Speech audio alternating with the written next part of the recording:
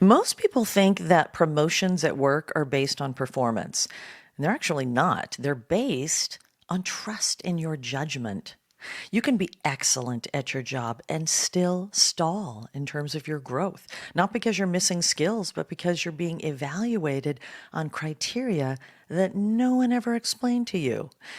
At the next level, leaders stop asking, can you do the work? And they start asking a whole different series of questions. They start asking, do you make good decisions? Do you reduce risk or create risk? Do you elevate outcomes through others? They ask, do people feel steadier because of you? Do things just seem more stable because of you? I'm not talking about politics. I'm not talking about personality. This is simply how leadership evaluation actually works. Performance actually stops being enough. The old scorecard at the execution level is output. Do you have your output? Are you doing it in a speedy way? Are you doing it accurately? Are you responsive? We look at individual contribution. That's the old scorecard. But at the leadership level, your new scorecard is completely different. It's about judgment and influence and decision quality, especially when things are uncertain and you still have to make decisions.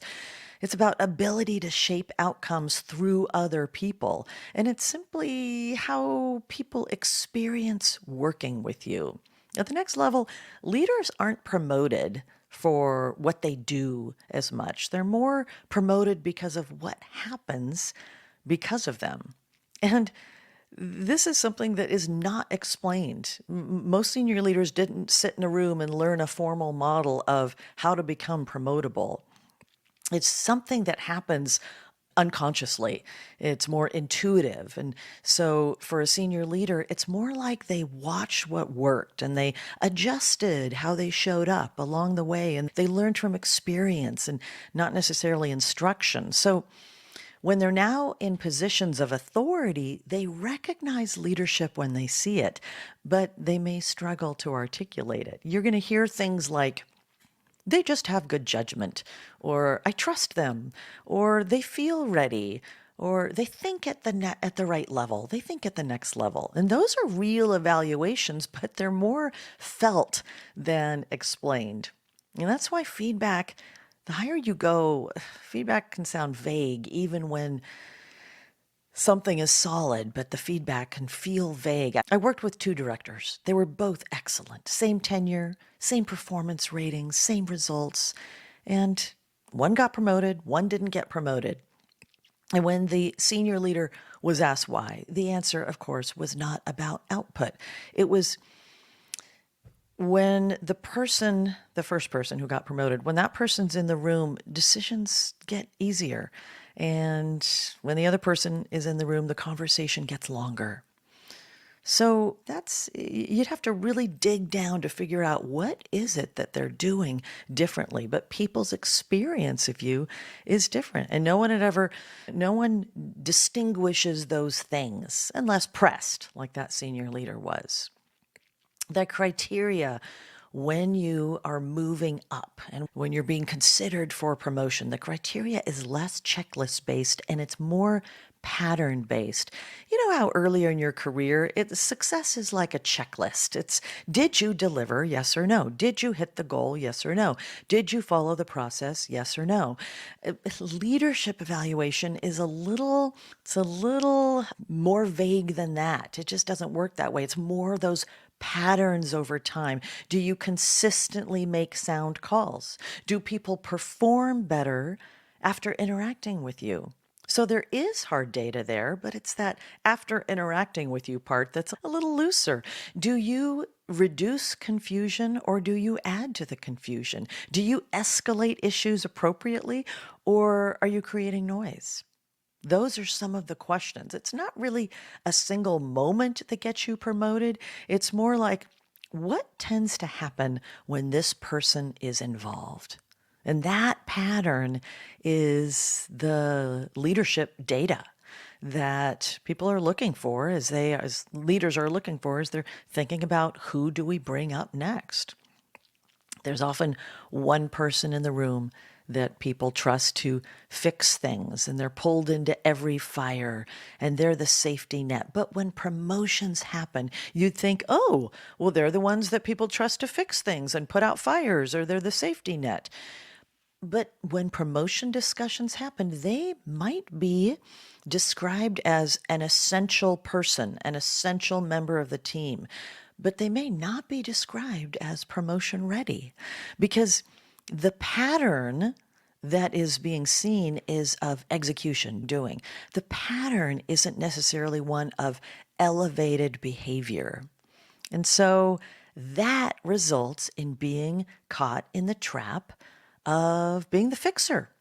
You're the fixer. They're not going to promote you because you're fixing everything. They need you in that role. Patterns override individual wins. High performers can stall because they're not showing the pattern of leadership. So much of leadership evaluation is experiential. It's not really verbalized. Leaders don't just observe you, they experience you. Senior leader, when they're thinking about who are they going to bring up. And they notice things like how you show up under pressure, how you communicate bad news, how you handle ambiguity. It's not just doing the work. They're looking at things like how steady or versus reactive do you feel? Do things get clearer or messier after you weigh in? And this is this experiential thing. So it's not often formally discussed. No one really sits you down and says, you raise the emotional temperature in meetings, or people feel calmer when you're involved, or you help us see the path forward. Because they're not even thinking about it that way. But those experiences that people have of you, they strongly influence trust and promotion decisions.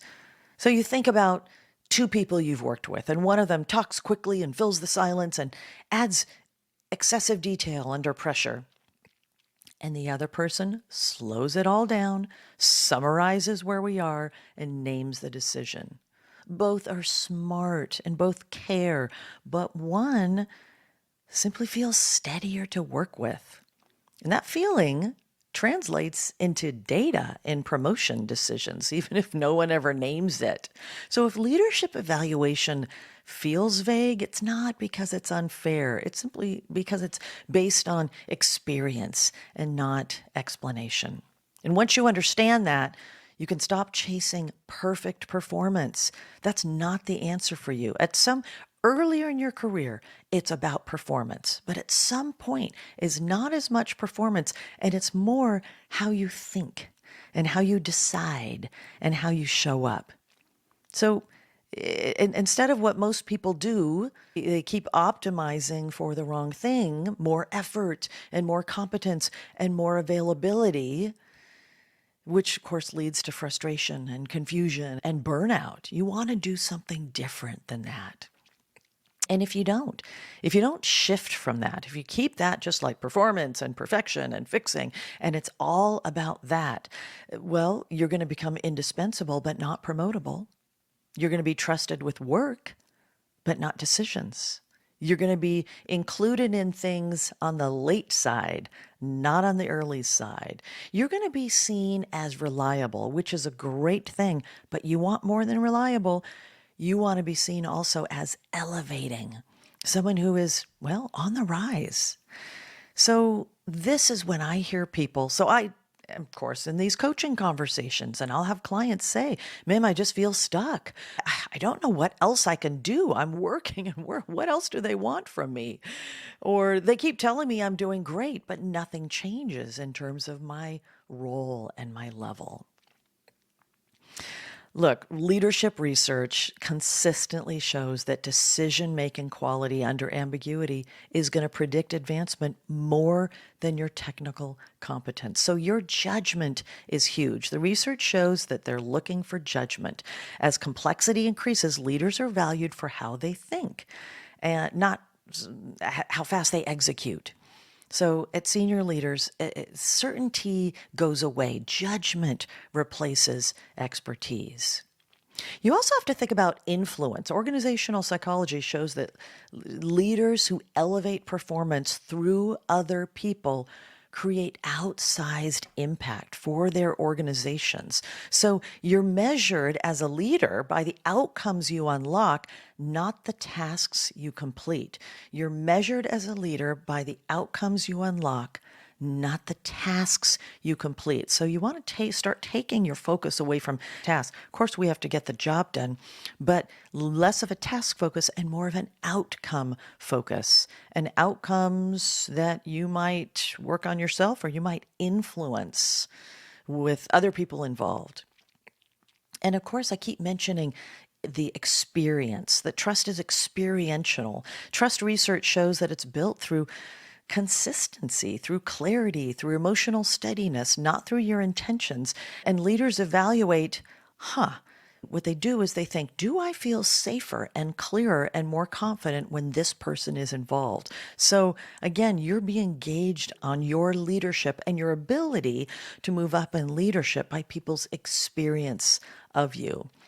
People don't promote potential. They promote proven experience of leadership. So if you are waiting for a title to demonstrate leadership, then you'll be waiting a very long time. People want to experience leadership from you before they take a chance on you. Because at that point, they won't feel like they're taking a chance on you because they'll feel like I've already seen this person showing up as a leader. And so they're the natural fit for this next role. That's a lot to think about. Some of the specifics, if we're going to boil it down, some of the specifics are to shift from doing to orienting. Leaders at the next level, they frame problems before solving them. They name priorities and trade-offs. They clarify what matters most. So, in other words, you stop jumping straight to action. Stop jumping straight to action. Action will need to be taken, but just start by asking, let's be sure, are we solving the right problem? What's the real thing that we're looking to solve for here? What's the real decision that we're looking to make here? In addition, make sure that you are demonstrating your judgment. Don't just show that you're working hard. Working hard is not a recipe for leadership. It's a given, of course, that we should all be working, but you need to do more. You need to be focusing on demonstrating your judgment. So you need to be sending signals of good judgment. And what are those signals? You can start really thinking about the questions that you ask, and you can ask better questions. You can ask higher level questions. You can ask questions about impact, about repercussion, about options, about logic processes. You can slow decisions when the risk is high and help a room full of people not jump to a fix just because everyone's so uncomfortable and just feels like we need to get this decided right away. You can slow it and be sure that we are considering what needs to be considered. You can know when not to act. That's a leadership signal. That's a judgment signal, good judgment.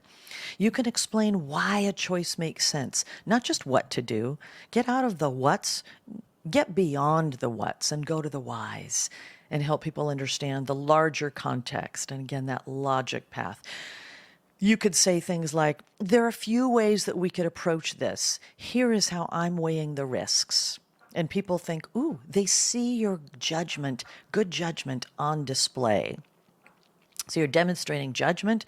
Another thing is to be sure that you're shaping outcomes through other people instead of always saying, I'll take care of it. I'll take care of it. Think about, well, who needs to be aligned? What decisions need to be owned and who needs to own them? And how do I set this up so that other people succeed, not just I succeed? And make sure you're demonstrating these questions. Leadership is designing the conditions for success. It's not about being the hero. Ultimately, the higher you go, the more you can't be the hero.